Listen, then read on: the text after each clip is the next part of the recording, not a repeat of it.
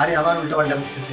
আমি আমার মেয়ে কলিগদের সাথে পর্যন্ত কোথাও অটোতে ঘুরতে যাইনি। হ্যাঁ, গত 2 বছরে বিয়ের পর থেকে আমি কারোর সাথে কোনোদিন কোথাও যাইনি, কেউ বলতে পারবে না। আর তুমি আমরা যে চোখ দিয়ে দেখলাম। আমি একদমই ফান করতেছি না। তোমার কি মনে হয় আমি এই অবস্থায় তোমার সাথে ফান করবো? সত্যি করে বলো, মেয়ের নাম কি, মেয়ের বাসা কোথায়? আরে বাবা, কি উল্টাপাল্টা করতেছে? হ্যাঁ, এইসব বাজে কথা একদম বলবা না। আমার কিন্তু খুব রাগ হচ্ছে, সত্যি করে বলো। আমি নিজের চোখে দেখছি। নিজের চোখে দেখছি মানে নিজের চোখে কোথায় দেখছো, কিভাবে দেখছো? আমি নিজের চোখে না দেখলেও আমার এক খুব আপন কাছের আপনজন তোমাকে একটা মেয়ের সাথে অটো দিয়ে যেতে দেখছে। ইভেন সে বলছে যে প্রায় তুমি ওই মেয়েকে নিয়ে ঘুরতে যাও। আপন বলছি, একটা কথা বললা, তোমার কি মাথা নষ্ট হয়ে গেছে? হ্যাঁ, নাকি কোনো সমস্যা? অন্য কোনো সমস্যা থাকলে বসে বলো, চলো।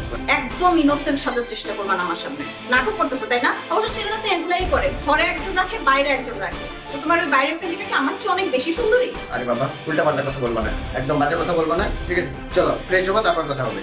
তুমি দোষ করে তারপর আবার আমার সাথে এত বড় গলায় কথা বলতেছো। যে দেখছে সে খুব কাছের লোক আমার, আমি তাকে বিশ্বাস করি, সে কখনো আমার সাথে মিথ্যা কথা বলবে না। আমি তারা ছোট থেকে দেখে আসছি। তুমি ভালোই ভালোই আমাকে বলো ওই মেয়ের বাসা কোথায়।